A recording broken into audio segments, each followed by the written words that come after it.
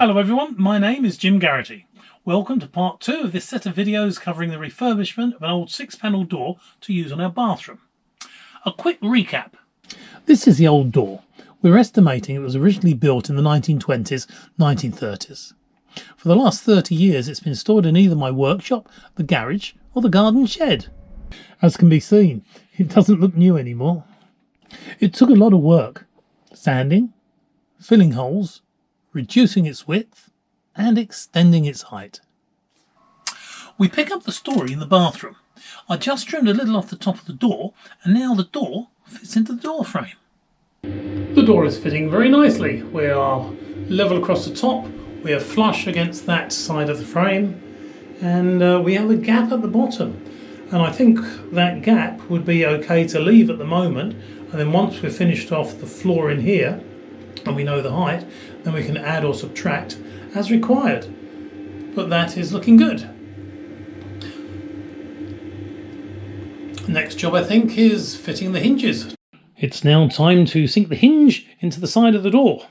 Now you can see the original site of the hinge here where the holes were. I've lifted the hinge up to here. Now I can do that because we've stuck a lump on the top. We've extended the door upwards so I can lift the hinge here, and that means I keep away from these holes, which is good, and also away from the holes in the door frame as well. So one hinge has got to be sunk just there. I've already marked it out 3mm down, so that piece has got to come out, and right at the bottom of the door there's another hinge just there. So we're going here again, we're away from the original site of the hinge, and that also misses the hinge on the door frame as well. So I have my chisels out. Let's get to doing some sinking. This is me sinking my third ever hinge. I found the process a little stressful, but I'm glad to say the door survived and the hinge looks as though it should be there. Just screwed both the hinges on the side of the door and they are fitting very nicely. They're nice and flush. So that was one at the bottom and this is the top hinge. Right, I now have to take the door off the bathroom again because it's now the next day, and we'll see if we can screw this into the frame. I now have the door with its new hinges in the door frame of the bathroom. Its weight is being supported by 2 wedges just there, and it's being pushed over to that side of the frame by a 3rd wedge which is just there. The top of the door is level with the inside top of the door frame. Before I put it in, the positions of the hinges just there and there on the frame, I put some masking tape, 2 rounds of masking tape down here and just up here. The reason that's there, for 2 reasons actually. The first one is I didn't want to scratch the door frame as I brought the door into the hole, and the other one is I can now mark the position of the hinge actually on the door frame. And my idea is once I've got those marks on there, I'll take the door out, I'll project those marks on the inside of the door frame, and then this door I will put at this angle against this wall here, jack it up on 2 wedges until I get the height right, and I can then screw through the hinge and support the hinge on the door frame. And I'm only going to put it up with 2 screws just in case I've messed up. I've got 2 other holes as backup.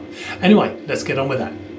The door is now all set up. It's up on those 2 wedges there. Because they're on this edge, it's pushing the door towards the wall, which is good, so it's not falling towards me all the time. I've now set the angle at the bottom, so we have a nice parallel gap down this side of the door, and the hinges I have lined up with the pencil marks which were on the sticky tape, and I've taken a measurement between the edge of the hinge and this side of the door, the edge of the hinge and this side of the doorstop, that part of the frame, and I've made this one 1mm longer.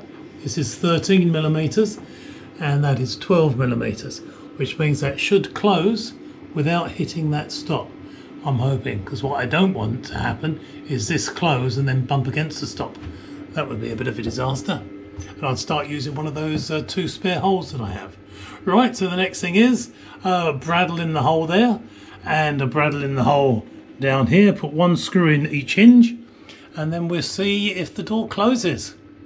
Exciting stuff, eh? The first two screws are in. I have one screw in the centre of this hinge and another in the centre of the hinge at the bottom.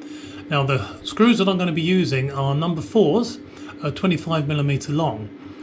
And what I've actually done here is, instead of using a 25mm, I've used a 16mm, just in case it was not in the right place. But as it happens, all my measuring has worked out, and now I haven't got a door handle on, so I've got to grab it with my fingernails, and it just comes in line with the stop. Look at that. So I'm quite pleased with that. That's operating nicely. And if we come on the inside of the bathroom and we close the door, we should have a 3mm gap down here, and that's not bad as well. It's nice and parallel all the way down. So the only thing which isn't the only things that are out of square is the bottom and the top. Because that top, the white frame, comes down at an angle like this. In fact, you can just see it, I think, if you look at the proportions of that top beam there.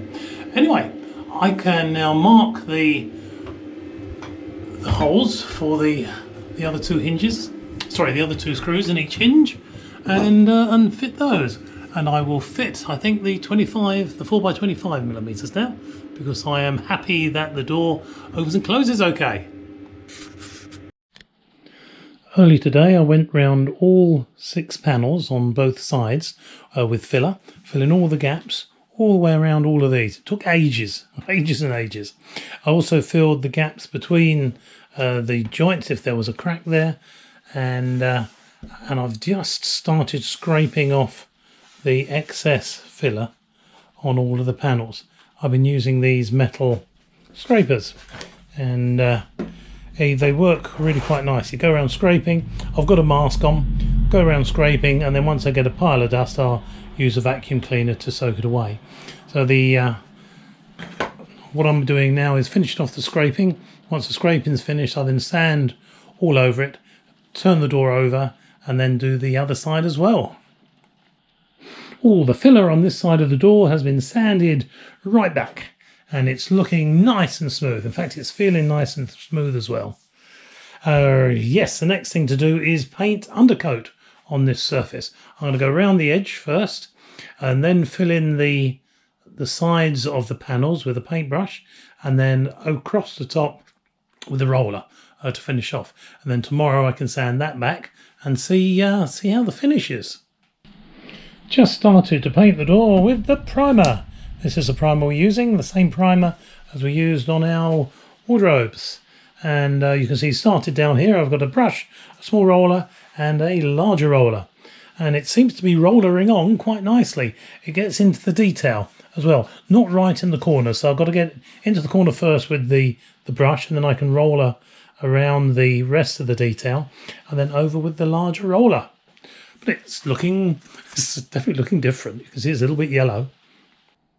The primer is now dry over all this side of the door and the edges as well. I've just been looking over the surface, and there are some blemishes which I've got to fill.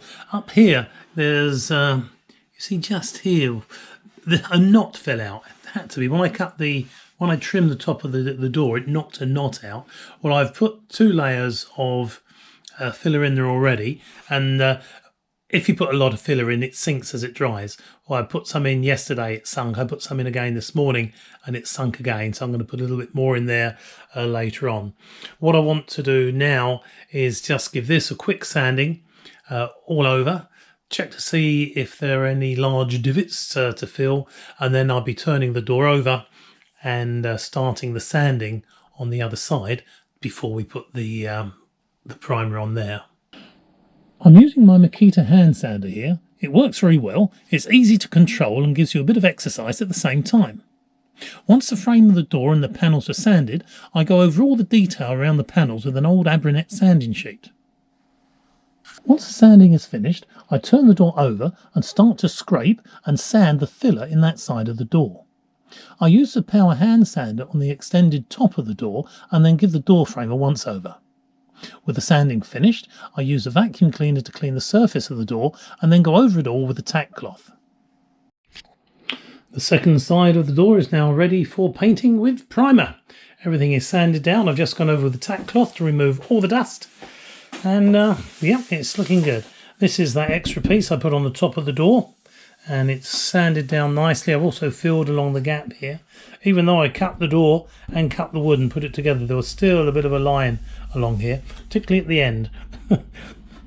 What you're actually looking at there is a shadow. That's not as bad as it seems. Yeah, so that's all ready to go. All the detail has been sanded back. And that's the bit that takes the time, actually, because you've got to get your thumbnail into each one of these grooves. And there's 4 grooves, 1, 2, 3, 4 grooves, including the bottom one here, on each side and the corners. Right, so let's get the rollers out and the brush and paint this side. The door is now ready for its first coat of top coat. All the primer is on, all the holes are filled, and everything has been sanded down. Now, if you noticed earlier on, I used a roller to put the primer on, and that roller, in fact, I have them here. These are the 2 rollers in this plastic bag. Now, this roller, or these 2 rollers, are the rollers that I used when I did the bedroom unit, and that was 4 months ago. So 4 months ago, they've sat in this plastic bag, and all I did was clip them onto the roller handles and then went away and rolled them. In fact, I still have the original colour of the bedroom unit. That's the colour of the doors. And there's 2 rollers in here as well, and they're still perfectly pliable. And that's after 4 months. Pretty amazing. So I used these rollers again when we put the undercoat on here. And now it's time to put the top coat on. And I've just cut, I'm using these foam rollers to do that. And they just push onto these handles. Well, this one is the normal size, but for doing the details along the edges of the panels here, it's a lot easier if you've got a shorter roller. Well, I had a look for a shorter roller. My wife's hardware shop, they didn't sell one. Looked on the internet, I couldn't see any. So I've cut one of these down to a smaller roller. Now, it's not exactly as easy as that. We have to cut them in the right positions or they fall apart. Now, I have actually made a video on how I did this, which will be coming out fairly soon. So if you do need a shorter roller, then that'll be the video to look out for. Anyway, so I have 2 new rollers now. I had 2 new rollers. I've cut one into the shorter roller now, and we are going to paint it. This is satin wood, medium base. Now, this is the type of paint that gets mixed for you. This is Dulux paint, satin wood, and the name of this is Goose Down, which is a light grey. So our bathroom door is going to be a light grey. Right, let's get on with it. The first coat on the first side is complete. It was painted on yesterday. It's now nice and dry, and it's looking pretty good. So as you can see, it's a light grey. I have, now the paint has dried, I have found places where I made a little bit of a miss. You see along here, you can see white through it. I couldn't see this when the paint was wet. But anyway, all that will get covered up on its second coat. There's another piece in that corner, just there, look. So there's a couple of places like that, and I will get them all sorted when I paint this surface again. What I'm going to do now is turn this door over. I've painted the edges already, but I think I'll give the edges a second coat now. So I'll turn this over, paint the edges, and then paint the second side. And that will mean each side has one coat with the top coat on. Right, let's get on with that. I turn the door over and then get the rollers and brush ready. Painting is not one of my favourite things, but using rollers really speeds things up, and it gives good results as well. This is another good thing about putting the rollers in a bag. You don't have to wash them, so all there's to wash is the little tray, 2 handles, and a brush. Excellent, only take 10 minutes. This is the rim latch that was on the door when we first started this project. It was in a bit of a state, but I decided that I wanted to keep it, so I started to rebuild it. The latch is now as good as new. It took a lot of work and became a project in its own right. I made 2 videos that record the whole rebuild process. Well worth a look if I say so myself. Search my videos for Rim Latch Rebuild. you should find them with no problems. The rim latch is now fully reconditioned.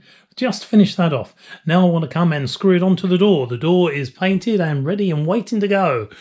I have the original fixings which held it into the door when it was a little bit further down. It's going to go up into the centre of the mullion now. The first hinge is going into place. I've just put one screw in there and I've got the others to go in. And then the hinge will go at the top here. Once they're in place, I'll then put the latch on the correct side, hopefully, just there. Right. I need both hands to do that, so I'm going to have to put this camera down. I'm back in the bath. That means the bathroom door must be back on. And look at that. Fully painted and hanging on its own hinges. I've just put the latch on in the conservatory. Let me just come out of the bath. Oh, here we go. The catch plate isn't on yet, but the latch is on. I'm just about to attach the rose for the handle, because at the moment there's nothing supporting this handle, and there's a large hole in the 15mm hole going through the door with the 8mm square shaft running through. But it's looking pretty smart. I'm pleased at the moment. I'm pleased at the moment because nothing's gone wrong. Now what I'm going to do with this handle is I want to get this on, but it needs to go up a little. So the way that I'm going to do this is that rose has two countersunk holes in it on the inside face that the knob actually butts up against. Now they're not on centre, they're all over the place actually, but they're the only two holes that we've got, and I didn't want to drill any more because this rose isn't very strong. Or it's not very thick, so there's not much strength there. So what I'm going to do is hold this in the right position. When I'm happy with it, I'm then going to draw around the rose on the masking tape I've stuck on the door. Then I'll take the door handle off again and screw the rose in position on top of those lines. And then I can loosen it off, take the masking tape off, and then that rose will support the handle. Ooh. It's getting close, all these finishing jobs. I've now cut a piece of the door frame away and inlaid the catch plate here into the door frame. And the catch plate is what the rim lock, or the bolt of the rim lock, will catch into. So as it comes and closes, you get a mighty clunk. Just the sort of thing you want to hear at 2 o'clock in the morning. I think the neighbours can hear that. Anyway, the catch plate is in position and the latch seems to work fine, and it closes nicely. The other thing that works now is the slide bolt. Look at that. I undo the handle and the door is locked. Clip it open and the door is unlocked. Now this old style of slide bolt can't be unlocked from the outside. So if young children come in here and they manage to lock themselves in and we can't explain how this works, then they're going to be stuck in there forever. No, what I've done is the two screws that hold the catch plate on, I've purposely put them in, but they're only short screws. So if anything does happen, I'll be able to bang the outside of the door, these will pop out, and then I can address the stripped holes. So that's been thought of and there shouldn't be a problem there. The next thing to have a look at is the adjustment of the door handles, or the door knobs. Now the doorknob on the outside of the door, that engages into this piece of wood here which is called a rose, and that rose is screwed to the door. So any up and down movement like this is taken by that rose, and there's always going to be a little bit of movement there. What I've got to adjust is the movement in and out. If I grab hold of the handle and pull it, you can see that there's a bit of slack there. Now that adjustment is adjusted by screws which go into the bottom of each of the doorknobs up here into pre-drilled holes. Now I've put it on and I'm on the closest hole for this adjustment, and unfortunately, as you can see, we've got a good 5mm of slack there. So we're going to need to do some adjustment. I'll show you how I do that. Here are our two knobs and our handle shaft and the two grub screws, one for each of the knobs. Now you notice that on the shaft we have a single hole at this end and we have 5 holes at this end. Now I think the way that they set these up is you would put this grub screw into the handle so it engages into that single hole and tighten it up so you've got a knob on that end of the shaft. You then push this shaft through the door and also the rim latch. Now with your other hand you get hold of that knob and you push it onto the end of the shaft. You put that grub screw into that hole and engage into the closest hole that you've got here that it can go into. You tighten that up. Now if the door thickness is such that this hole or one of these holes line up with that screw, it's ideal and there's no slack. Unfortunately what we have is the nearest hole isn't quite right on our door and we're left with a certain amount of clearance, a certain amount of slack, and that's what goes backwards and forwards. Now, I assume that in the old days they would have made these to size, but I haven't got any 1964th square material hanging around, funnily enough. So what I did was I assembled the knob at this end, pushed this through, held this hard up against the rim latch, so everything was so there was zero clearance, and then I'd put this knob on 90 degrees out, so the hole was going against this surface here. I then put a drill in and just touched that surface to mark it, and then I brought it down to the workshop, and you see here there's another hole. So I drilled that hole through, then rushed back to the house and tried it, and sure enough that hole is the correct position for us to have next to zero clearance. I will put it together and show you.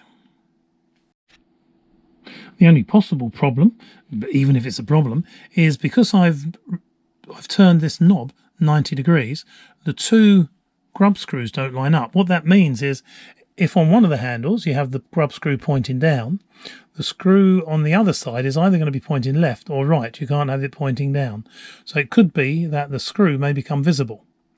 That's the only drawback I can see in this.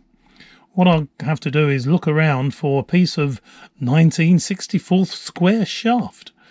I'm not going to find that. I'm back in the bath again, which can only mean one thing. We have finished the door. Yes! Look at that. Right, let's take a close look. Now I have the knob in its new position, in that new hole that I drilled, and clearance going in and out is minimal, just a little, just to stop it binding up. But if you remember, the up and down slack in this was quite considerable when we started, and now we've got a little bit, and that is so much better to what it used to be. Let's have a look from the outside. And there is our new door in the bathroom. And I think I'm right in saying this project is now at an end. Well, the plain old bathroom door is now at the recycle centre. Our bathroom is now sporting a refurbished 6-panel door and a reconditioned rim latch. It took a bit of effort, but we think it paid off and it looks great. Anne is now keen I get to work on the other 2 doors. She likes the idea of 6-panel doors on the bedrooms. I did tell her it took me 30 years to get to the first door. She's having none of that. Anyway, it's now time to say goodbye. Take care everyone, and I'll see you next time.